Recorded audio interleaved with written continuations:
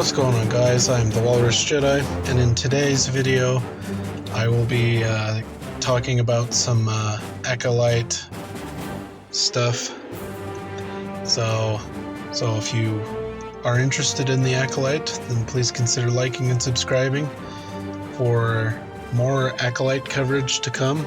Over the past couple of weeks, as Lucasfilm and Disney have ramped up their marketing for the Acolyte, they've released little TV spots and interviews with the cast, and they've even got Dave Filoni and Leslie Headland talking in a little video. Enjoy.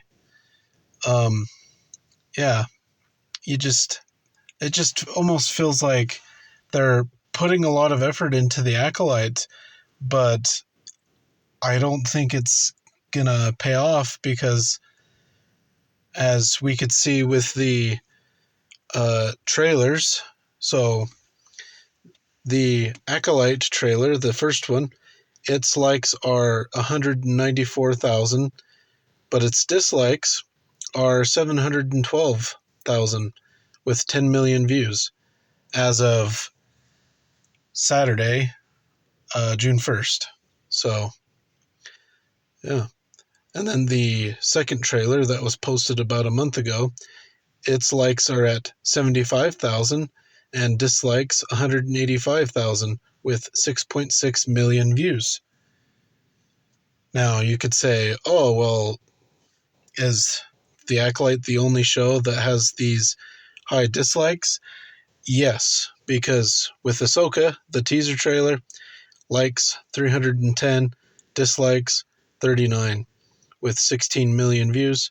The official Ahsoka trailer is at 178,000 likes and 28,000 dislikes with 9.5 million views.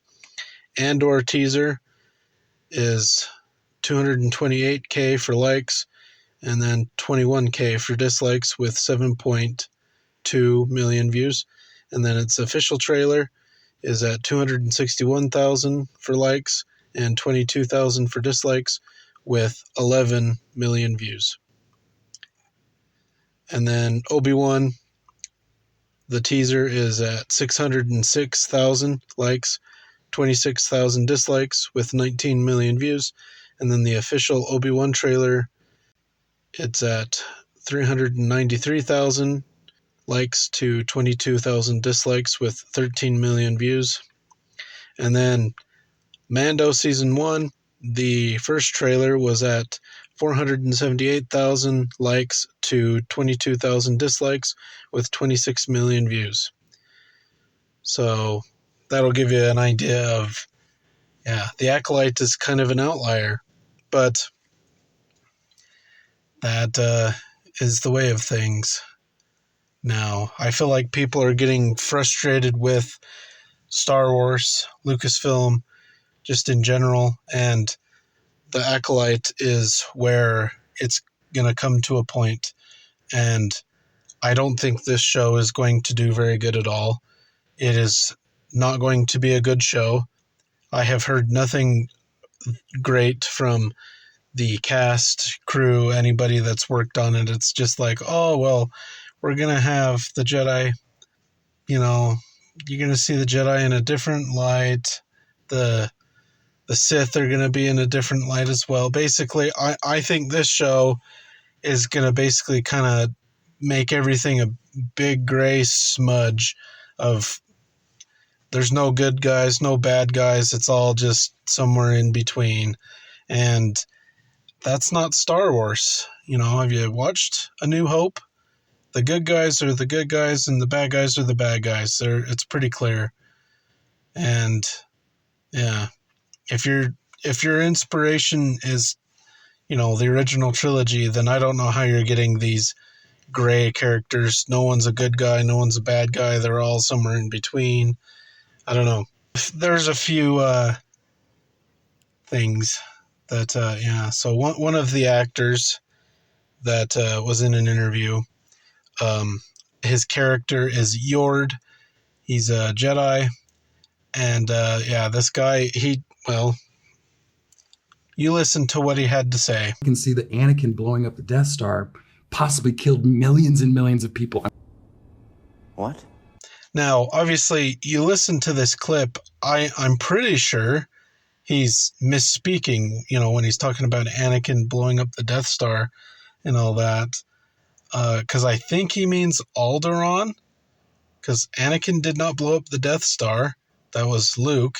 But Anakin did not blow up Alderaan either, because did Darth Vader make the decision to blow up Alderaan? No, that was Tarkin. So I don't know what this guy's talking about. I don't know. These are very basic facts. Yeah, so I'm just confused as to this. And this is the same guy that back at Celebration last year, he mentioned the fact that about the Star Wars isn't about good and evil. I mean, the best parts about Star Wars is there is no good or evil. Depends on what side you're standing on, truly. I don't know. This guy has some interesting things to say that I don't think are befitting Star Wars. So, and then obviously, Kathleen Kennedy has to open her mouth and, say something stupid as is her wont. And this time, in an interview with the New York Times, Kathleen Kennedy said that she's aware that women in the space franchise are often attacked online more than men because of the fan base being so male-dominated. Well, I'm sure her reference points for female actresses being attacked is like Rose Tico, so that would be Daisy Ridley and Kelly Marie Tran. You know what's interesting about both of those characters? No one likes them because they're poorly written characters. Rey is the most powerful character that you ever see on screen, doesn't really struggle. And then you have Rose Tico, who I don't even know what they were trying to do with Rose Tico. I don't know. She just drags Finn along for a movie. So those are poor choices for examples, because quite frankly, it's not that they're women, they're dumb characters. Is Finn a good character? No. Is Poe a good character? Not really.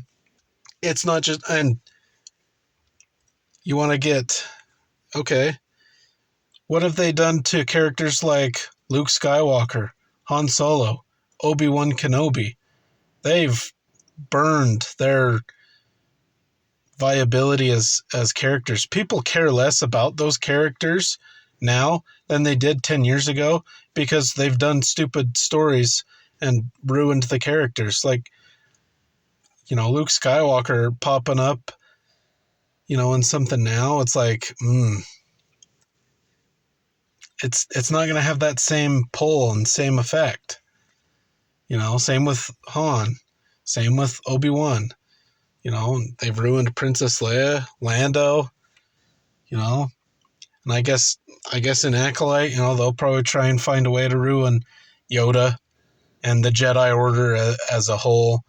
And let's throw in Darth Plagueis and make him some idiot too.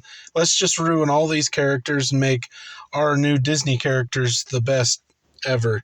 The only characters people care about. So, yeah, it's time. Yeah. Star Wars doesn't really have a soul anymore. It hasn't for a long time. Star Wars right now it's a little bit like Frankenstein. It functions, it can walk around and move, but it doesn't talk to people, have relationships with people. It doesn't live. It's kind of violent. It doesn't function like it's supposed to because it's just a reanimated corpse. And it doesn't have that spark or soul that makes that makes Star Wars special. It's gone, and it's never going to return.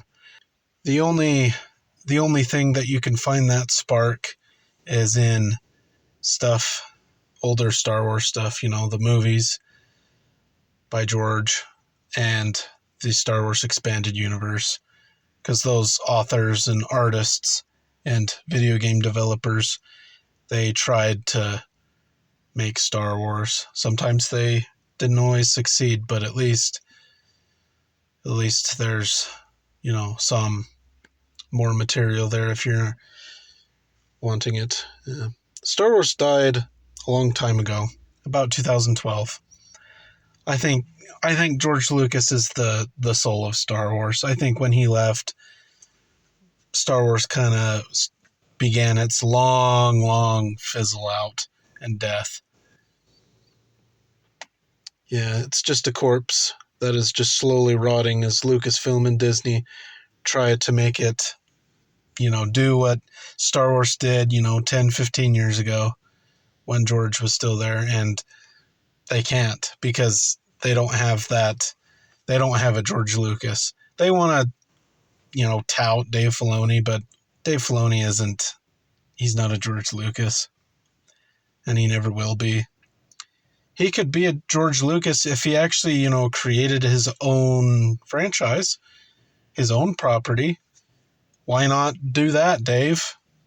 Have Lucasfilm make it, and you have this new franchise and property, make it all about, strong female characters doing, whatever strong female characters do, make the male characters these weak little simpering fools. I'm sure Dave Filoni likes all that stuff, so go do that, Dave.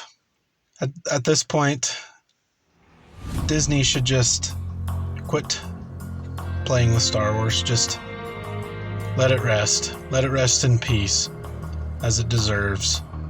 Well, if you enjoyed this video, please consider liking and subscribing and hitting the notification bell for the Acolyte stuff, which begins this coming Wednesday when the first 2 episodes come out. So it'll be an interesting ride. So until next time, thanks for watching.